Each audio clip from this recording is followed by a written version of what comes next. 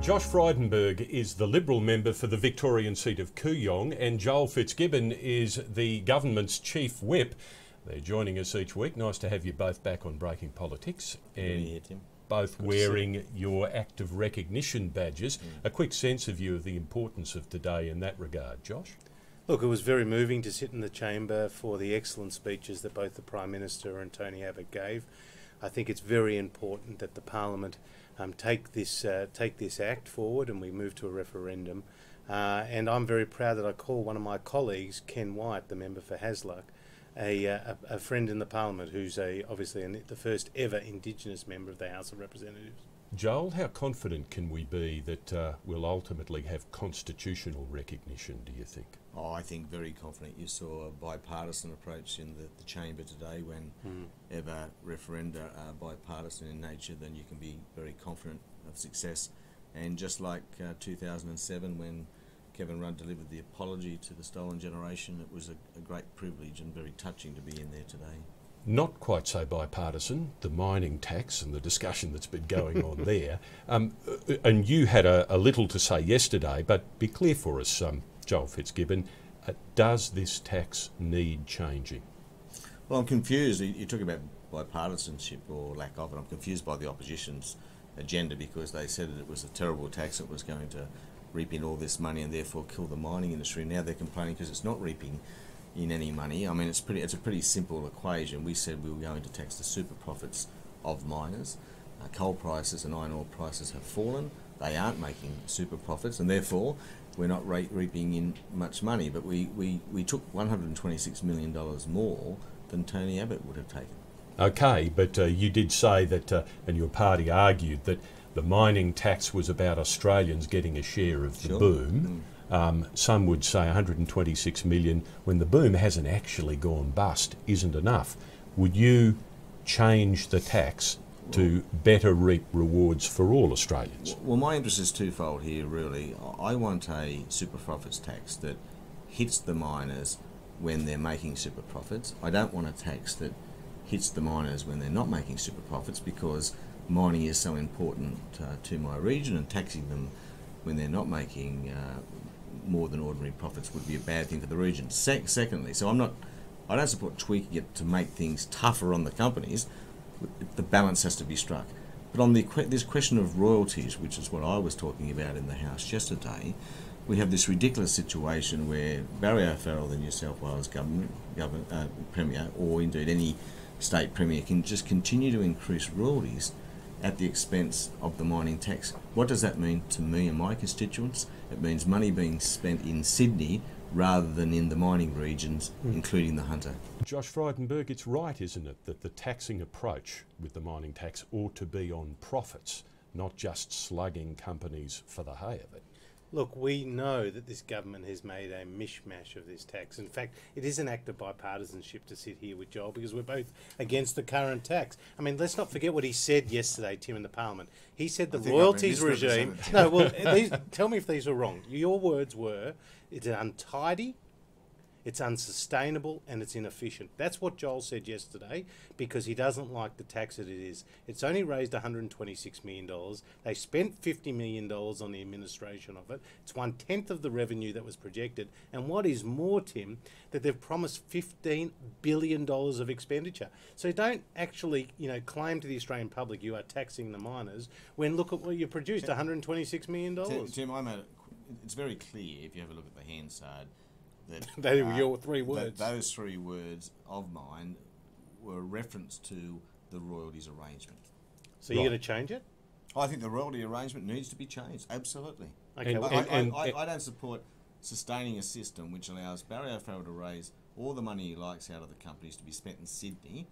So you're going to rip money away from teachers, from nurses, and from police in state budgets. Where did you pull that from? Because they're state budgets. Well, just to be clear, Joel, does that mean bringing the tax back into Parliament and making changes, and therefore risking upsetting the mining companies? Well, is that what we're talking about to do the job? The Prime Minister indicated, as has the Treasurer, there is a process in place for reviewing this arrangement which has been struck with the states, which I think is unfair and unsustainable, and particularly disadvantages mining regions like my own.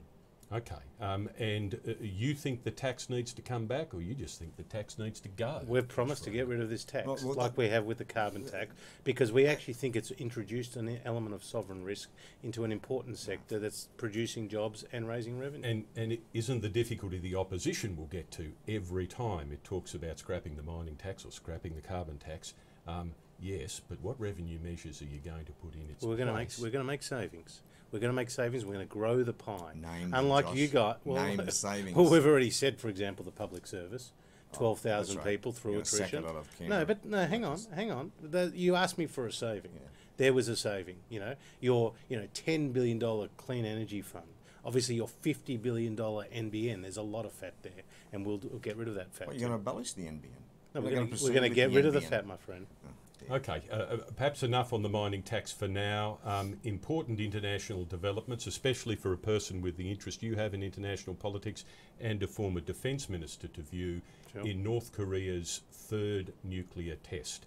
Mm-hmm. How grave do you believe that situation to be, Joel Fitzgibbon? Well, very grave, and I'm sure you'll find bipartisanship on this question. I'm sure Josh will join with me in joining the UN Security Council in its condemnation Absolutely.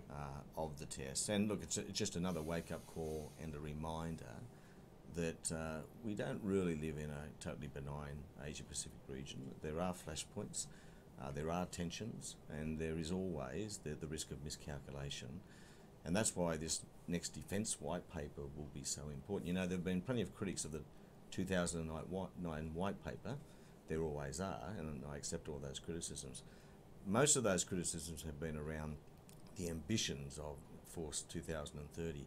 But Josh would agree that no one's challenged the strategic underpinnings of that white paper. And if anything, the environment in the Asia Pacific has grown a little worse, if I can use that term, since then. So it's a big challenge for this white paper. If we're going to accept that is the nature of the region, we really do need to talk seriously about spending at least 2% of GDP. I'm with you on that. Forces. I'm with you on that.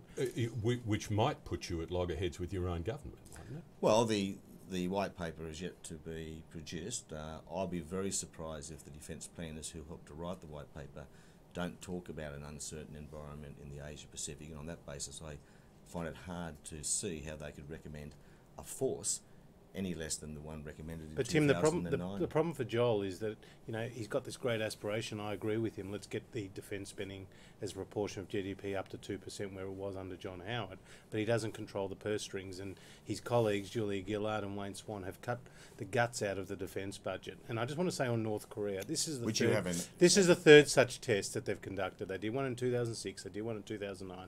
And now they're doing one again. They've got a leader in Kim Jong-un who's only 29 years of age. And what concerns me is that North Korea is an irrational state. Remember the so-called axis of evil, Iran, Iraq and North Korea. They have nuclear weapons, and I'm also concerned about the proliferation of those weapons to Iran, to Syria and to other countries. And we've got in Japan, in South Korea and in China 3 new leaderships.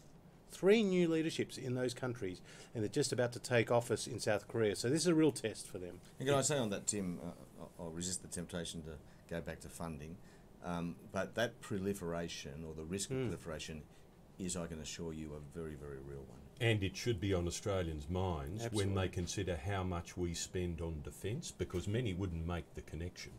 Well, absolutely. We need to send a signal to the region and indeed the rest of the world that we are a country willing to and in fact determined to spend an appropriate money on defence to give us the ongoing capacity to independently protect our nation state. Last question before we go. Drugs in sport. How concerned are you both, perhaps first yourself, Josh, with the developments re this issue and the potential damage to Australian sport? Because it's taking a rough ride at the moment in the media. Absolutely. Look, this is a serious issue. I mean, these allegations need to be taken seriously of illicit drug taking, but also the involvement of organised crime. But I think we just need to take a step back now and wait for more details and more clarity from the government, from the ACC, because right now we are tarnishing. all Australian sporting codes, and I think that's unfair because the vast majority of athletes are clean. There's probably a few rogues out there, and we need to use the full force of the law to stamp them out. Joel Fitzgibbon, has the issue, has everyone gone in a bit too hard on particularly our major leagues and perhaps others who are being tarnished along the way and have no real involvement in the problem?